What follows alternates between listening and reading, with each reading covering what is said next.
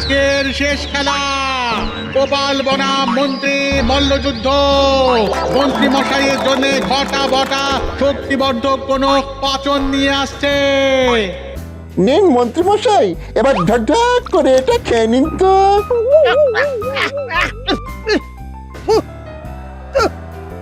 এই এই এটা কি? এটা কি? এটা কুলেখাড়ার রস, খেলে রক্ত আর শরীরে পুষ্টি। এক ঘুষিতে কুপকাত হবে গোপালের গোষ্ঠী। এসব আমার কিচ্ছু লাগবে না, আমি আজ মনের জোরে গোপালকে হারাবো। আরে ও মন্ত্রী মশাই, আর কতক্ষণ অপেক্ষা করব? লড়াই শুরু হোক। ওগো, আমার খুব ভয় হচ্ছে। আরে ভয় পাওয়ার কি আছে গিন্নি? তোমার হাতে এতদিন ভালো মন্দ খেয়ে চেহারাটা কি এমনি এমনি বানিয়েছি নাকি? আমি প্রস্তুত গোপাল, চলে আয় চলে আয়, শুরু হোক যুদ্ধ, চলে আয়। এ কি আপনি আপনি তুই তো গালি করছেন কেন? আয় আয় আয়। গোপাল আর মন্ত্রী দুজনেই দুজনের দিকে এগিয়ে চলেছে। গোপালও এগিয়ে আসছে। এই মল্লযুদ্ধ যে জিতবে তাকে মহারাজ একদিনের জন্য কৃষ্ণনগরের রাজা করবেন। মন্ত্রী কেমন হাব দেখাচ্ছে, বাবারে বাবা। ওই বাবারে! গোপাল এগিয়ে এসে সজোরে মন্ত্রীর পেটে ঘুষি চালায়। মন্ত্রী কুপকাত মাটিতে লুটিয়ে পড়েছে। বিজেতা গোপাল, হাততালি। খুব জোরে লেগেছে, খুব জোরে লেগেছে। একটু জল, একটু জল। ও এই তো মন্ত্রী মশাই, এই নিন। হাতি ঘোড়া গেল তল, মশা বলে কত জল। সাব্বাস গোপাল, সাব্বাস। আগামীকাল রাজসভায় তোমাকে পুরস্কার দেওয়া হবে, আর সেই সাথে বিশেষ সম্মান। ধন্যবাদ মহারাজ, ধন্যবাদ। তাহলে কাল দেখা হচ্ছে।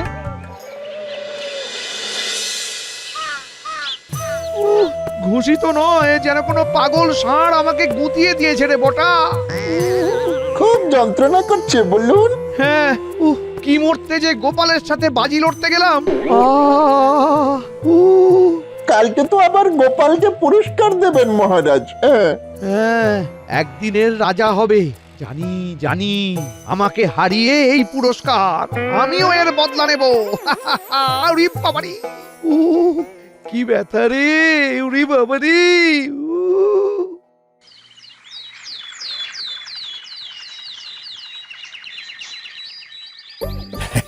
গতকাল গোপাল মন্ত্রীকে অসাধারণভাবে মল্লযুদ্ধে হারানোর জন্য আমি গোপালের হাতে তুলে দিচ্ছি 50 মোহর উপহার। এসো এসো গোপাল, এসো।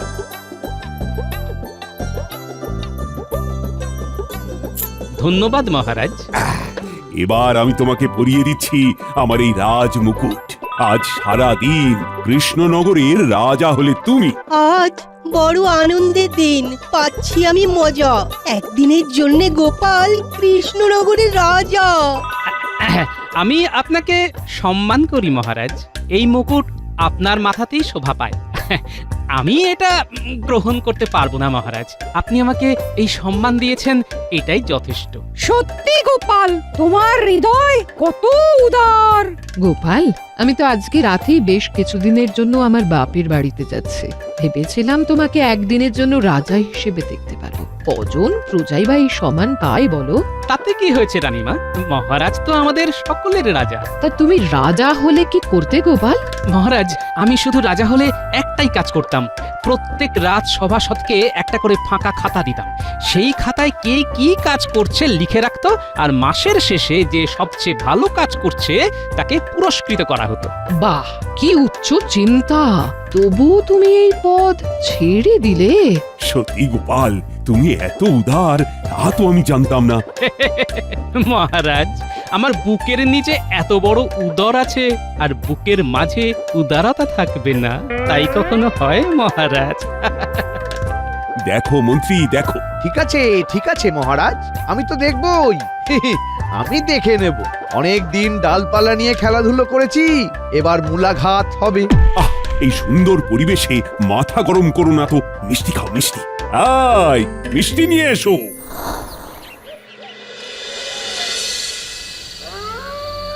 তাহলে বুঝতে পারলি তো, তোদের কি করতে হবে? হ্যাঁ মন্ত্রীমশাই, আর কোনো চিন্তাই নেই। আপনি যেমন যেমন বলেছেন কাজ ঠিক তেমন তেমনই হয়ে যাবে। হ্যাঁ, উফ, জানতাম বেটাদের তো কাজে কোনো রকম মন নেই। রাত হলেই ঘুমে কাদা। এবার শুধু বল্লমটা হাত সাফাই করতে হবে।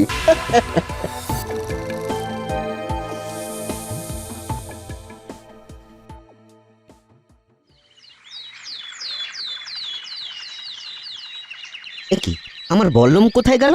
সত্যি তো, কালকে তো তোর কাছেই ছিল। তাহলে কি হারিয়ে ফেলেছিস নাকি? যতদূর মনে পড়ছে আমার কাছেই তো ছিল। এবার যদি নতুন বল্লম দেওয়ার কথা মহারাজকে বলি, তাহলে মহারাজ তো রেগে আগুন হয়ে যাবেন। খুবই স্বাভাবিক, কারণ কদিন আগেই আমাদের নতুন বল্লম দিয়েছেন। তার চেয়ে বরং আপাতত কদিন লাঠি নিয়েই ঘোরাঘুরি করব, আর বেতন পেয়ে একটা নতুন বল্লম নিজের পয়সায় বানাতে দিয়ে দেব। সেই ভালো। শোনো, তোমাদের সবাইকে একটা করে খাতা দিয়েছি। গোপাল যেমনটা আগের দিন বলেছিল, এই খাতায় আজকে থেকে তোমরা প্রজা কল্যাণমূলক যা যা কাজ করবে সব লিখে রাখবে। আমি ঠিক 1 মাস পরে এই খাতা চেয়ে নেব, আবার তখন নতুন খাতা দেব। মহারাজ, সব কাজ আমি আজ রাতেই গুটিয়ে দেব। সবাই প্রশংসা করছে, শুধু মন্ত্রী মশাই একদম ঠোঁটে তালা দিয়ে রেখেছেন। তাহলে নিশ্চয়ই মনে মনে কিছু ফন্দি ফিকির করছেন। কৃষ্ণচন্দ্র, কৃষ্ণচন্দ্র, জানলা খোল। কে কে কে? আমি রে, আমি সুদূর আকাশ থেকে এসেছি। আমি বল্লম বাবা রে, বল্লম বাবা। আমি মহাকাশ থেকে আসছি। তোর সময় ঘনিয়ে এসেছে। আমি কি ভুল করেছি বাবা? তোর জীবনে অনেক পাপ, অনেক হত্যা করেছিস তুই। হত্যা? না না না, এ তো আমি করিনি। তুই আমিষ খাস না? হ্যাঁ, তা খাই। সেটাই তো প্রাণ হত্যা রে পাগল। তাই তোকে খুব শীঘ্র মরতে হবে। হি হি হা হা হো হো হা হি। খুব শীঘ্র।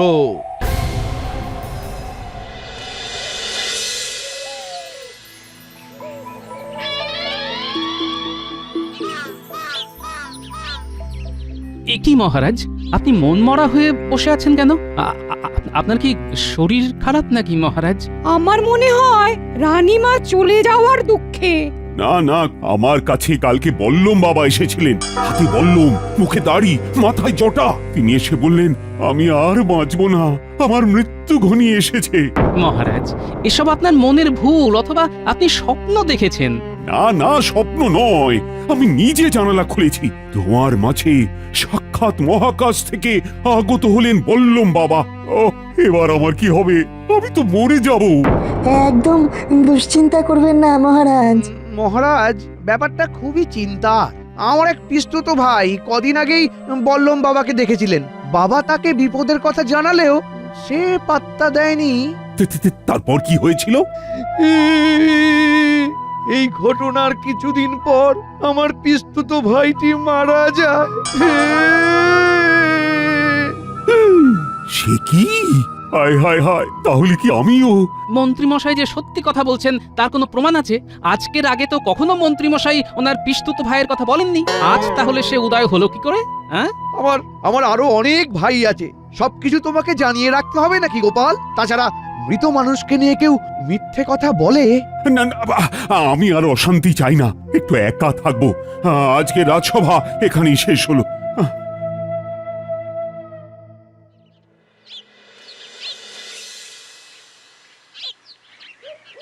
বুঝলি পুটি, তারপরে সেই দানব তেড়ে এলো। গোপাল, মহারাজ তোমাকে ডেকে পাঠিয়েছেন। এ কি, এই অসময়ে মহারাজ কেন ডাকছেন? তাহলে কি ওনার চিন্তাটা আরো গ্রাস করলো? ঠিক আছে, চলো। এই আমি এলাম রে, তোদের আবার পরে গল্প শোনাবো। আচ্ছা দাদু। আচ্ছা, তোমার হাতে লাঠি কেন? তোমার বল্লমটা কোথায় গেল? এই সেরেছে। ওটা আজকে ওই দুপুরে খেতে গিয়ে বাড়িতে রেখে চলে এসেছি। আচ্ছা আচ্ছা।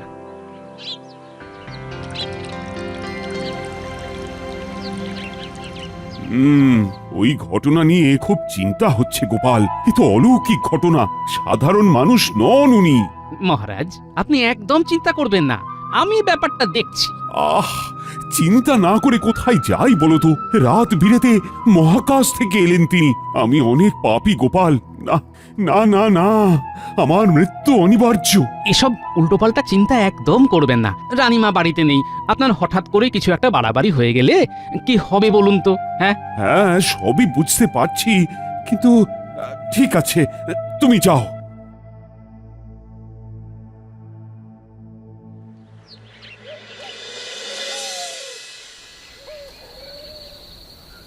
কৃষ্ণচন্দ্র, কৃষ্ণচন্দ্র, ওঠ ওঠ। ওরে বাবা, আবার এসেছেন? না না না, আজকে আর জানলা খুলবো না। তুই কি ভেবেছিস জানলা না খুললে তোর মৃত্যু আটকে যাবে? কখনোই না। তোর মৃত্যু আটকানোর উপায় একমাত্র আমার জানা আছে। যদি জানতে চাস তো জানলা খোল, নইলে সর্বনাশ। না না না, খুলছি খুলছি, জানলা খুলছি। আপনি ঘরের ভিতরে এসে কথা বলুন বাবা, আমি রাজবাড়ির দরজা খুলে দিচ্ছি। ওরে পাগল, আমার যা উচ্চতা তাতে আমি কোনো পার্থিব দরজা দিয়ে প্রবেশ করতে পারবো না। বেশি কথা না বাড়িয়ে যেটা বলছি সেটা শোন। বলুন বললুম বাবা। তোর ঘোর বিপদ শীঘ্র আসন্ন। তোর মৃত্যুর হাত থেকে বাঁচার একটাই উপায়। হ্যাঁ, কি উপায় বলুন বাবা? তুই যদি আগামী 10 বছরের জন্য এই রাজ্যের সিংহাসন ত্যাগ করিস এবং এক কাপড়ে শূন্য হাতে এই রাজ্য ছেড়ে চলে যাস, তবেই তোর বিপদ কেটে যাবে। কিন্তু আমার রানীর কি হবে বাবা? তোর নিজের জীবন আগে না তোর রানী, সেটা ভেবে দেখ। তুই তোর মৃত্যু চাস না বেঁচে থাকতে চাস? আমি যে দিশেহারা হয়ে যাচ্ছি। শুভস্য শীঘ্রম। যত তাড়াতাড়ি তুই এই রাজ্য ছাড়বি তত এই রাজ্যের মঙ্গল, নইলে সব তছনছ, সর্বনাশ নেমে আসবে, সর্বনাশ।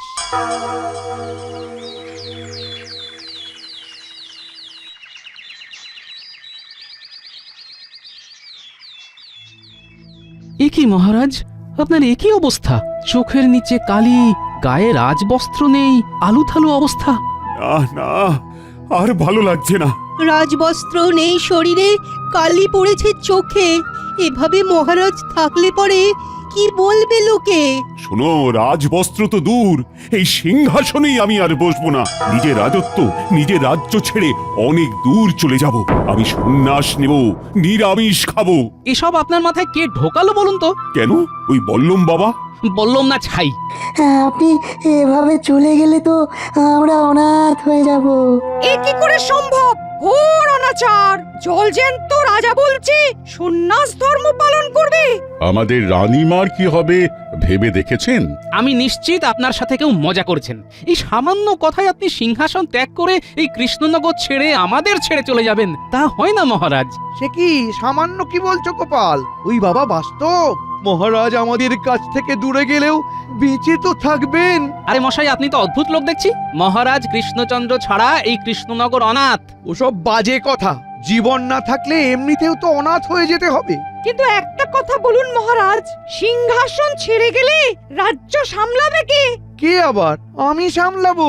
আচ্ছা, সবাই মহারাজের রাজ্যে থাকার পক্ষে কথা বলছে, শুধুমাত্র মন্ত্রী মশাই উল্টো সুরে গাইছেন।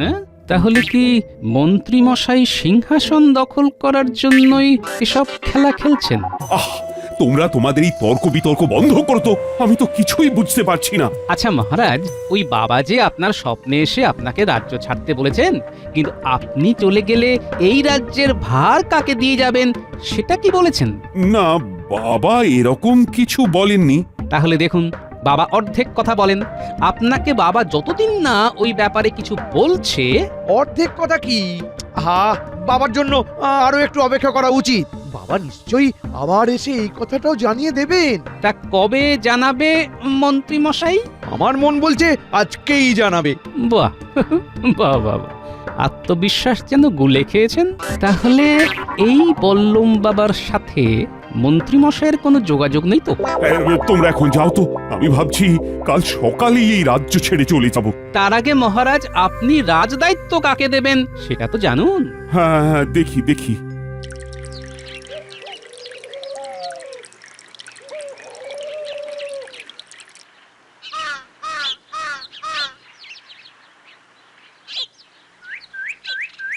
আরে আরে আমাকে দেখেই কি লোকাচ্ছ? কি আছে পেছনে? কিছু না গোপাল দাদা, ওই লাঠিটা। আচ্ছা একটা কথা বলো তো, তোমাকে তো সেদিন দেখলাম হাতে লাঠি, আজকেও হাতে লাঠি, ব্যাপারটা কি? বললাম কোথায়?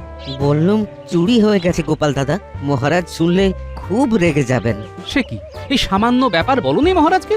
আর এদিকে মহারাজ বললম বাবার কি বললাম বাবা? না না কিছু না, মহারাজ না থাকলে এমনিতেও তোমার চাকরি যাবে। এ কি, আমাদের চাকরি যাবে কেন? যদি চাকরি বাঁচাতে চাও তাহলে আজকে সন্ধেবেলা আমার সাথে মন্ত্রী মশাইয়ের বাড়িতে যাবে, আর এই কথাটি কাউকে বলবে না, কেমন? আচ্ছা গোপাল দাদা।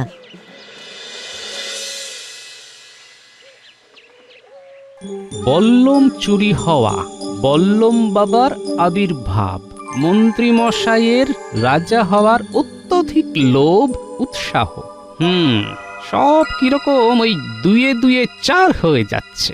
একই একই একই, তুমি দুয়ের নামটা পড়ছো কেন? না না গিন্নি, নামটা নয়, এ হলো ষড়যন্ত্রের সমাধান সূত্র। এখন আমাকে এই সূত্র ধরে এগিয়ে যেতে হবে।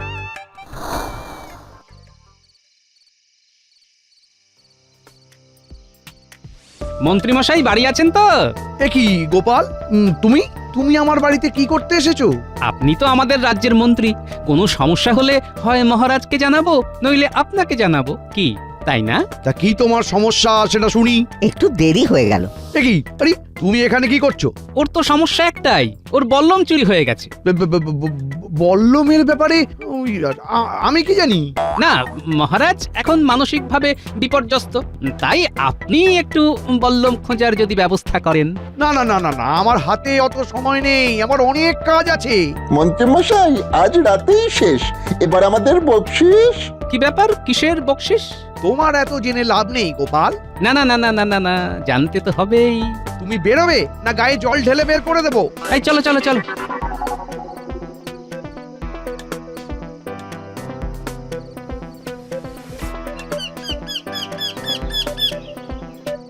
শোনো, যা বুঝতে পারছি মন্ত্রীমশাই আজকে রাতে কোথাও বেরোবে। তুমি বাকি প্রহরীদের বলো মন্ত্রীমশাইয়ের বাড়ির আশেপাশে লুকিয়ে থাকতে, আমিও থাকবো। আচ্ছা গোপাল দাদা।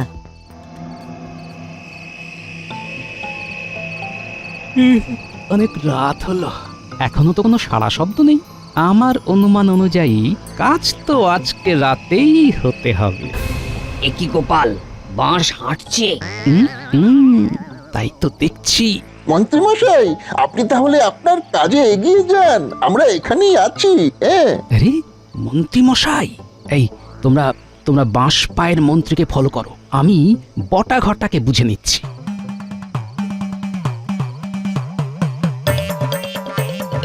এই মাটি করেছে গোপাল, তুমি পালাও পালাও। পালিয়ে যাবে কোথায়? চারদিক থেকে সৈন্য ঘিরে ফেলেছে।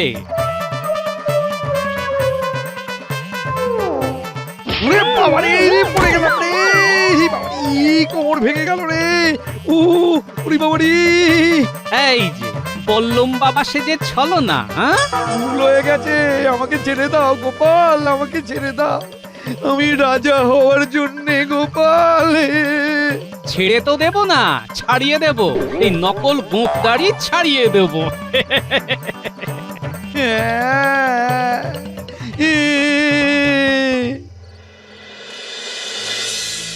আজই কি আমার শেষ রাত? হে বললম বাবা, তুমি কি আসবে না?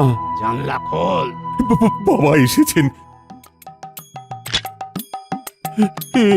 কি বাবা, আপনার গলার চেহারা দুটোই যে ভারী হয়ে গেছে। মহাকাশে একটা উপগ্রহ খুব বিরক্ত করছিল, তাই তাকে খেয়ে নিলাম। তারপর থেকেই চেহারা আর গলার স্বর দুটোই বদলে গেছে। যাই হোক, তোকে একটা কথা বলতে এলাম। বলুন বাবা, আমি আপনার অপেক্ষায় ছিলাম। শোন, তোর উপর যা কুপ্রভাব ছিল সব কেটে গেছে, তাই তোকে এই রাজ্য ছাড়তে হবে না। যেরকম রাজা ছিলি তাই থাকবি। শুধু শুধু কি বাবা? শুধু একজন লোক আছে যার জন্য তোর রাজ্যে ক্ষতি আসতে পারে, তাকে 1 বছর কারাগারে বন্দী করে নিরামিষ খেতে দিতে হবে, তাহলেই রাজ্যে খুশির জোয়ার নেমে আসবে। কে সেই ব্যক্তি বাবা? তোর মন্ত্রী।